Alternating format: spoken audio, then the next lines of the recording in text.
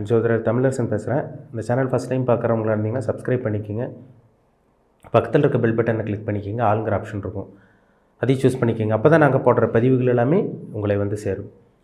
இன்றைக்கி நம்ம இந்த பதிவில் பார்க்க போகிற தலைப்பு மிதுன ராசி. காலப்புருஷ தத்துவப்படி 3ஆம் ராசி மிதுன ராசி. மிதுன ராசி நேயர்களுக்கு இனி வரக்கூடிய காலகட்டமெல்லாம் எப்படி இருக்குன்னு நம்ம இந்த பதிவில் டீட்டெயிலாக தெளிவாக பார்த்துடலாம். மிதுன ராசி 2020, 21, 22 பார்த்தீங்கன்னா அஷ்டம சனியால் ரொம்ப கஷ்டப்பட்டீங்க. சனி உங்களை புழிஞ்செடுத்தாருன்னு சொல்லிடலாம். ஏகப்பட்ட பிரச்சனைகள் வாழ்க்கையில் சந்திச்சிங்க.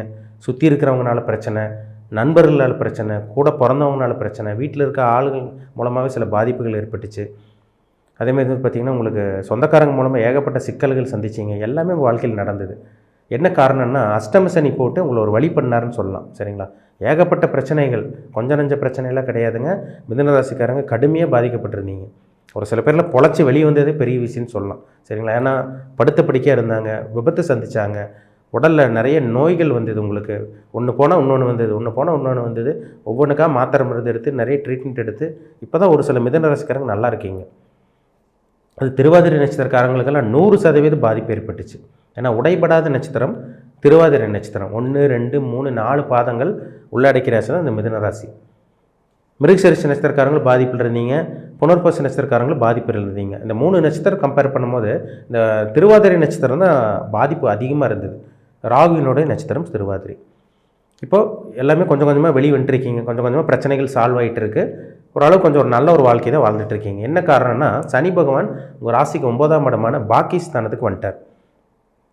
அதிர்ஷ்டஸ்தானம் 9ஆம் இடம்ங்கிற அதிர்ஷ்டம். அந்த ஸ்தானத்துக்கு வந்து சொந்த வீட்டுக்கு அவர் வந்துட்டார். பெருசாக உங்களுக்கு பாதிப்பு இருக்காது. உங்களுக்கு இந்த காலகட்டங்கள் 10ஆம் இடத்துல வந்து பாருங்கள் ராகு இருக்கார். இது உங்களுக்கு ஒரு மிகப்பெரிய ப்ளஸ் பாயிண்ட்னு சொல்லிடலாம்.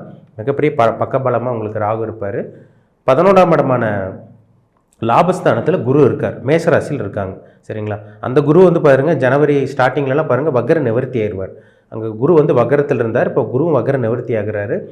உங்கள் ராசிக்கு வந்து 4ஆம் இடத்துல கேது பகவான் வந்து கன்னி ராசியில் இருக்காங்க. இதெல்லாம் நல்ல ஒரு கிரக நிலையங்கள். எல்லாம் சுபகிரகத்தோட கனெக்டாக இருக்குது. உங்களுக்கு ராகுவும் குருவோட வீடு சுபகிரகத்தோட வீட்டில் இருக்காங்க, கேதுவும் சுபகிரகத்தோட வீட்டில் இருக்காங்க. குரு வந்து பார்த்திங்கன்னா நட்பு வீட்டில் இருக்கார். மேசராசியில் நட்பில் இருக்கார், செவ்வாயோட வீட்டில். இதெல்லாம் ஒரு நல்ல ஒரு பலம். சரிங்களா?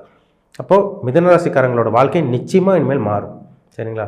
நீங்கள் பட்ட கஷ்டத்துக்கு, பட்ட வேதனைகளுக்கும், அசிங்கமானங்களுக்கும் உங்களுக்கு நல்ல ஒரு தீர்வு கிடைக்க போகுதுன்னு சொல்லிடலாம். நல்லபடியாக வாழ போகிறீங்க.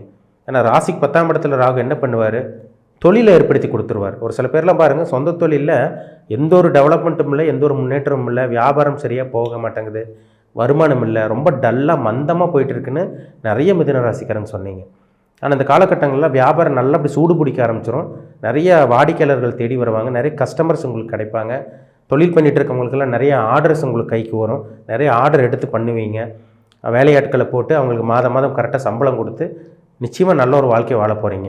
ஏன்னா இந்த இதுக்கு முன்னாடி இருந்த காலகட்டம்லாம் நீங்கள் உங்களுக்கு பாருங்கள் வேலை செய்கிற ஆட்களுக்கு உங்களுக்கு சம்பளம் கொடுக்க முடியல, தொழில் அடி வாங்கிருச்சு, ஒரு முன்னேற்றம் இல்லை, மந்தமாக போயிட்டு இருந்தது.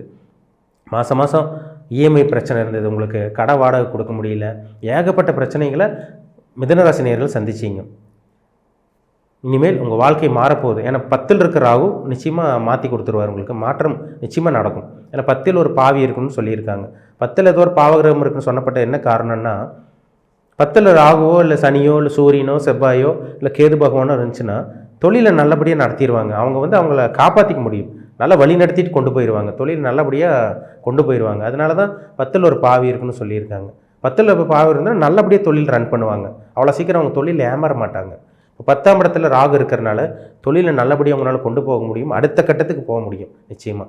அது 10ஆம் அதிபதி வீடு கொடுத்த கிரகம் 11ஆம் இடத்துல இருக்கார். அப்போ லாபங்களை கொடுப்பார், தொழில் மூலமாக லாபங்கள் கிடைக்கும். 10ஆம் அதிபதி 12ஆம் இடத்துக்கு போச்சுன்னா தான் கொஞ்சம் விரயங்கள் இருக்கும். 10ஆம் அதிபதி 11 இருந்துச்சுன்னா விரயங்கள் இருக்காது, லாபங்கள் அதிகமாக இருக்கும். அப்போ பணத்தை சம்பாதிக்கக்கூடிய காலகட்டம் வந்துருச்சு. பணத்தை சேர்த்தி வைக்க போகிறீங்க, நீங்கள் கடன் அடைக்க போகிறீங்க. மெயினாக வந்து கடன் தொல்லை, உங்களுக்கு பணப்பிரச்சனை தான் மிதுனராசி நேயர்களுக்கு அதிகப்படியாக இருக்குது. வாழ்வா சாவாங்கிற மாதிரி உங்கள் வாழ்க்கை போயிட்டுருக்கு. உங்களுக்கு மாதம் வந்து பார்த்திங்கன்னா 30 நாள் ஒரு தடவை வந்து பார்த்திங்கன்னா கடன் கட்டணும். மாதம் பார்த்திங்கன்னா இஎம்ஐ பிரச்சனை, கிரெடிட் கார்டு பிரச்சனை, அதேமாதிரி மாதம் வட்டி கட்டணும். இந்த மாதிரி உங்கள் வாழ்க்கை அப்படியே தான் போயிட்டுருக்கு. ஆனால் இந்த காலகட்டங்கள் 2024 உங்களுக்கு ஜனவரியிலேருந்தே பாருங்கள் வாழ்க்கை அப்படியே படிப்படியாக முன்னேற போகுது.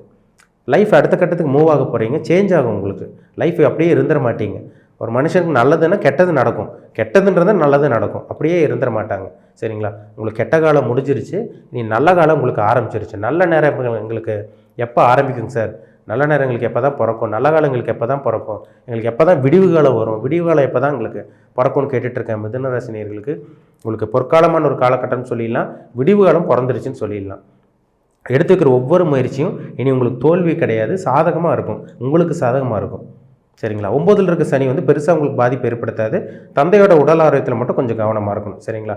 தந்தையோட உடல் ஆரோக்கியத்தில் கொஞ்சம் கவனமாக இருங்க. தந்தை வழி சொந்தக்காரங்கிட்ட கொஞ்சம் கவனமாக இருங்க. மற்றபடி இந்த சனி 9ல் இருக்க சனி பெருசாக உங்களுக்கு பாதிப்பு ஏற்படுத்த மாட்டார். ஏன்னா 10ல் இருக்கிற ராகு உங்களுக்கு நல்ல ஒரு பதவி உயர்வு, அந்தஸ்து, கௌரவம் இதெல்லாம் ஏற்படுத்தி கொடுப்பாரு. ப்ரொமோஷன் கிடைக்காமல் இருந்தவங்களுக்கு இந்த காலகட்டங்கள் பாருங்கள், ஜனவரிக்கு அப்புறமே பாருங்கள் நல்ல ஒரு ப்ரொமோஷன் கிடைக்கும், நல்ல ஒரு வேலை கிடச்சிரும். வேலை இழந்தவங்களுக்கு நல்ல ஒரு வேலை கிடைக்கிறதுக்கு வாய்ப்பு இருக்குது. கடன் பிரச்சனை அப்படியே கொஞ்சம் கொஞ்சமாக கம்மியாகும். உடனே தீராமல் இருந்தாலுமே கொஞ்சம் கொஞ்சமாக கம்மியாகும். சரிங்களா? ஏன்னா 11ல் குரு இருக்கார். அப்போ பணத்தை ஏற்படுத்தி கொடுப்பார், வருமானத்தை ஏற்படுத்தி நிச்சயமாக கொடுத்துருவார். 4ஆம் இடத்துல இருக்க கேது வண்டி, வீடு, வாகனம், சொத்து சேர்க்கை இதெல்லாமே ஏற்படுத்தி கொடுப்பார். என்ன காரணம்னா அந்த கேது வந்து புதனோட வீட்டிலிருந்து புதனை போல செயல்படுத்துவார். சரிங்களா? அப்போ வண்டி, வீடு, வாகனம் இதெல்லாம் உங்களுக்கு அமையக்கூடிய வாய்ப்புகள் உங்களுக்கு அதிகமாகவே இருக்குது. அதேமாதிரி தந்தையோட உடல் ஆரோக்கியத்தில் கவனமாக இருக்கணும், தாயாரோட உடல் ஆரோக்கியத்திலும் கொஞ்சம் கவனமாக இருக்கணும். ஏன்னா 4ஆம் இடத்துல கேது, 9ஆம் இடத்துல சனி. அப்போ அந்த கேது வந்து 4ஆம் இடத்த சின்ன சின்ன பாதிப்பு கொடுப்பாரு, 9ஆம் இடத்துல இருக்க சனி சிறு சிறு பாதிப்பு நிச்சயமாக கொடுப்பார். இப்போ அம்மா அல்ல அப்பாவோட உடல் ஆரோக்கியத்தில் கவனமாக இருங்க. மற்றபடி உங்களுக்கு எந்த விதமான பாதிப்பு இருக்காது. உங்களுக்கு இருந்து அந்த உடல் உபாதைகள், அந்த பாதிப்பு, அந்த தொந்தரவுகள் அதெல்லாம் உங்கள்கிட்ட விலகி ஒரு சுகமான ஒரு நல்ல ஒரு வாழ்க்கை, ஒரு தேக ஆரோக்கியத்தோட நல்ல ஒரு தேக ஆரோக்கியத்தோடு வாழ போகிறீங்க. சரிங்களா? ஏன்னா சுகஸ்தானத்தில் வந்து பாருங்கள் கேது இருக்கார், அவர் பெருசாக உங்களுக்கு பாதிப்பு கொடுத்துட மாட்டார் உங்களுக்கு. சரிங்களா? சுகஸ்தானங்கிறது 4ஆம் இடம். அந்த இடத்துல உங்களுக்கு சனியோ ராகுவோ ராகுவோ செவ்வாய் சனி இந்த மாதிரி காம்பினேஷன் இருந்துச்சுனாலே ஒரு சில பேர்த்துக்கு தேக ஆரோக்கியம் கெட்டுப்போச்சுன்னு அர்த்தம், சுகஸ்தானம் அடி வாங்கிருச்சுன்னு அர்த்தம். இப்போ கேது தாங்க 4ஆம் இடத்துல இருக்கிறனால பெருசாக உங்களுக்கு உடல் உபாதைகள் தொந்தரவு வரக்கு வாய்ப்பு இல்லை. அதனால் இருந்த அந்த உடல் உபாதைகள் இருந்த அந்த தொந்தரவு இனிமேல் விலக போகுது, வியாதிகள் விலக போகுது உங்களுக்கு. ட்ரீட்மெண்ட் எவ்வளோ ட்ரீட்மெண்ட் எடுத்துறீங்க, எவ்வளோ ட்ரீட்மெண்ட் எடுத்திருப்பீங்க, மாத்திரை மருந்து எடுத்திருப்பீங்க, மருத்துவமனைக்கு போனீங்க, ஒன்றுமே இல்லைன்னு சொன்னாங்க. ஆனால் உடம்புல ஏதோ ஒரு தொந்தரவு உங்களுக்கு கொடுத்துட்டே இருந்தது. அது எல்லாமே இனிமேல் வரக்கூடிய இந்த ஜனவரி மாதத்திலிருந்து உங்கள் வாழ்க்கை மாறப்போகுது, வியாதிகள் குணமாக போகுது உங்களுக்கு. சரிங்களா? சம்பாதிச்சு கொடி கட்டி பறக்கக்கூடிய காலகட்டம் வரப்போகுது உங்களுக்கு. ஏன்னா வேலை இல்லாமல் இருந்தவங்களுக்கு வேலை கிடச்சிரும் உங்களுக்கு. சொந்த தொழிலில் வந்து பார்த்திங்கன்னா நஷ்டம் ஏற்பட்டவங்களுக்கு நல்ல சொந்த தொழிலில் முன்னேற்றம் இருக்கும், நிறைய லாபங்கள் கிடைக்கும். ஏன்னா முன்னாடி நான் சொன்ன மாதிரி 11ல் குரு இருக்கார் உங்களுக்கு. திருமணத்துக்கு உண்டான முயற்சி உங்களுக்கு சாதகமாக இருக்கும். மெயினாக வந்து பார்த்திங்கன்னா 11ஆம் இடத்துல குரு இருந்து உங்கள் ராசிக்கு வந்து உங்களுக்கு பாருங்கள் 9ஆம் பார்வையாக சொந்த வீட்டு பார்க்குறாரு. ஃபஸ்ட்டு மேரேஜும் உங்களுக்கு சக்ஸஸ் ஆகிரும். ஃபஸ்ட் மேரேஜ் தோல்வியானவங்களுக்கும் 2ஆம் திருமணத்துக்கு உண்டான அந்த முயற்சி உங்களுக்கு சாதகமாக இருக்கும். அப்போ பணப்பிரச்சனை இருக்காது, நல்லபடியாக கல்யாணம் நடத்துவீங்க, கல்யாணம் பண்ணிடுவீங்க. அதேமாதிரி குடும்பத்தில் சில சுப நிகழ்ச்சிகள் நடக்கும், இதெல்லாமே நடக்குங்க. அந்த குரு 11ஆம் இடம், இந்த 7ஆம் இடம் எல்லாம் வந்துருச்சுனாலே நல்ல விஷயங்களை ஏற்படுத்தி கொடுத்துருவார். சரிங்களா? அதனால் மிதுன ராசி நேயர்கள், நீங்கள் எவ்வளோ கஷ்டப்பட்டுட்டீங்க, எவ்வளோ உங்கள் வாழ்க்கையில் பார்த்துட்டீங்க, எவ்வளோ ஒரு சோதனையை பார்த்தாச்சு, நரக வேதனையான ஒரு வாழ்க்கையை வாழ்ந்துட்டீங்க. இனிமேல் அந்த கஷ்டங்கள் நீ உங்களுக்கு திரும்பி வரக்கு வாய்ப்பே கிடையாது. நீ அடுத்த 30 வருஷம் கழிச்சு தான் உங்களுக்கு அஷ்டம சனி. சரிங்களா? அதனால் வயதுக்கு தகுந்த மாதிரி நல்ல பலன்கள் மிதுன ராசிக்காரங்க நீ வரக்கூடிய காலகட்டங்கள் அனுபவிக்க போகிறீங்கிறதுல எந்த விதமான சந்தேகமும் கிடையாது. இந்த 3 நட்சத்திரக்காரங்க நல்லா இருப்பீங்க. புனர்பூச நட்சத்திரமாக இருந்தாலும் சரி, திருவாதிரையாக இருந்தாலும் சரி, மிருகசீரிஷ நட்சத்திரமாக இருந்தாலும் சரி, இந்த 3 நட்சத்திரக்காரங்களோட வாழ்க்கை சேஞ்ச் ஆக போகுது, வாழ்க்கை மாறப்போகுது. சரிங்களா? அந்த கசப்பான ஒரு வாழ்க்கை உங்கள் வாழ்க்கையில் வரப்போகிறது கிடையாது. நல்ல ஒரு வாழ்க்கை, நல்ல ஒரு நேரம், நல்ல ஒரு காலம் உங்களுக்கு ஆரம்பிச்சிருச்சு, பயன்படுத்திக்கிங்க.